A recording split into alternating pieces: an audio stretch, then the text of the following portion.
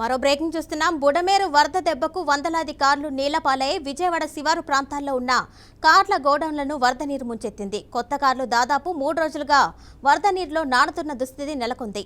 అంతేకాదు టాటా కార్స్తో పాటు భారీ లారీలు కూడా నీట మునిగాయి. దీంతో కోట్లాది రూపాయల నష్టం వాటిల్లింది.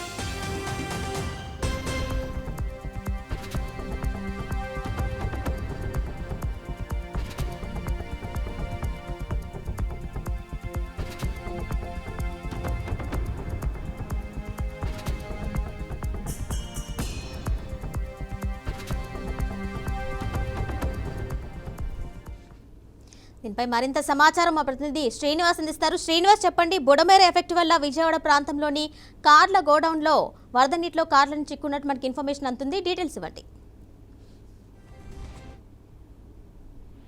రాష్ట్ర విజయవాడ నగరంలో ఏదైతే బుడమేరు ఉందో, బుడమేరు లోతట్టు ప్రాంతాలు అన్ని కూడా పూర్తి స్థాయిలో జలమయమయ్యాయి. కొద్ది రోజుల నుంచి ఈ జలమయమైనటువంటి ప్రాంతాల్లోనే వాహనాలు పెద్ద ఎత్తున తడిసి ముద్దవుతున్న పరిస్థితి. అంతేకాకుండా కార్లతో పాటు పెద్ద పెద్ద వాహనాలు కూడా దాదాపుగా నీట మునిగినటువంటి నేపథ్యం చూస్తున్నాం. అయితే దీనికి సంబంధించి ఇప్పుడే అందుతున్నటువంటి తాజా సమాచారం ప్రకారం బుడమేరు వరద దెబ్బకి నీళ్లు పాలైనటువంటి కార్లు అంటూ కూడా ఓ తాజా సమాచారం బయటకు వచ్చింది. అయితే టాటా కార్స్ వాల్యూ లారీలు నీట మునిగాయని చెప్పిన సమాచారం. అయితే విజయవాడ శివారు ప్రాంతంలో ఉన్నటువంటి చాలా గోడౌన్లు, కార్ షోరూంలు నీట మునిగినట్టు కూడా సమాచారం వస్తుంది. అయితే ఇటు ఆ బుడమేరు కింద ఉన్నటువంటి ఏదైతే ఈ గోడవల్లి కావచ్చు, ఈ పరిసర ప్రాంతాల్లో టాటా షోరూమ్ అని, అదేవిధంగా వాళ్ళకి సంబంధించినటువంటి కార్లు నిల్వ ఉంచేటువంటి ఏదైతే ఆ యాడ్స్ ఉన్నాయో యాడ్స్ అన్ని కూడా టాటా మహీంద్రా ఇలా బెంజీ వీళ్ళందరూ కూడా ఈ ఏదైతే ఈ మన